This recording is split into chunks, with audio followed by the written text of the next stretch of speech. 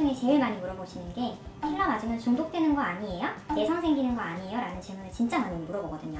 근데 필러 내성은 들어본 바는 없고요. 혹시 있다고 해도 필러를 채웠는데 안 차오른다.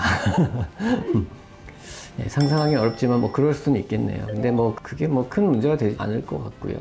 은둔닥터 이경수 원장입니다.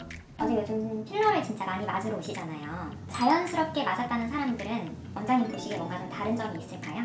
꼭 필요한 부위에 적절하게 했을 때이겠죠, 당연히. 일단 과하지 않아야 될 것이고요. 이제 너무 저가 필러를 맞은 지 오래되거나 뭐 그랬을 경우에는 퍼져가지고 좀 모양새가 어색할 수 있기 때문에 뭐 그런 경우가 아니어야 될 것 같고요. 디자인도 적절해야겠죠.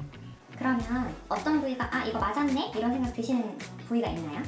저는 이제 눈 위주로 보다 보니까 눈물꼬랑 위치의 필러나 이물질 같은 경우는 직접 봤을 때 본인이 기억 못 하더라도 찾아내던 경우가 좀 많긴 해요. 뭐 눈밑지방 재배치 이런 거 수술할 때는 꼭 미리 체크를 해야 되는 부분이라서 정말 없으세요? 정말 없으세요? 여러 번 확인을 하고 본인이 이제 잊어버렸던 걸 상기하기도 하고 그런 경우가 있죠.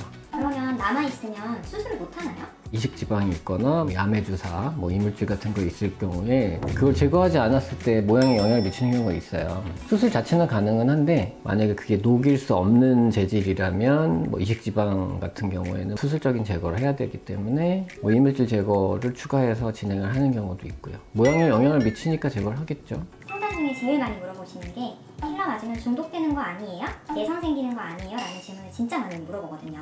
원장님 생각은 어떠세요?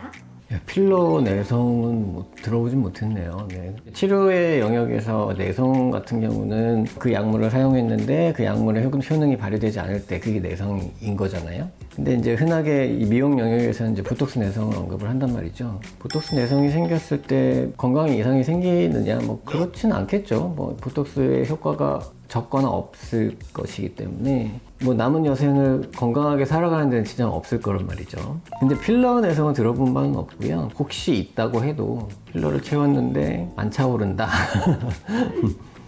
네, 상상하기 어렵지만 뭐 그럴 수는 있겠네요. 근데 뭐 그게 뭐 큰 문제가 되지 않을 것 같고요. 그러면 저희는 다 흡수되는 히알루론산 제품을 쓰고 있는데 필러는 맞으면 모두 100% 흡수되나요?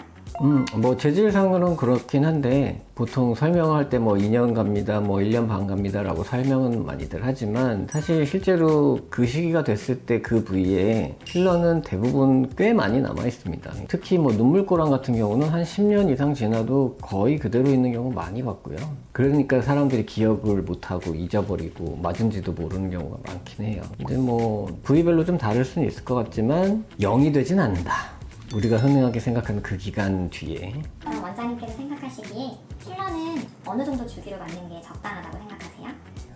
그런 뭐 숫자적인 기준을 정한다기보다는 효과가 많이 떨어졌다라고 느낄 때 하시는 게 적합한 거죠. 판단이 안 설 때는 그냥 병원에서 상담을 받으시고 결정하시는 게 좋겠죠. 네, 넘어가겠습니다. 한 번에 다 녹일 수 있나요? 층이 막 혹시라도 어긋났을 경우에는 생각보다 안 녹는 경우가 생길 수는 있어요. 특정 부위에 국산 필러가 낫고 어떤 부위에 수입 필러가 낫다. 모양이 일단 잘 나와요. 시간이 지나서 이렇게 퍼지는 현상도 적고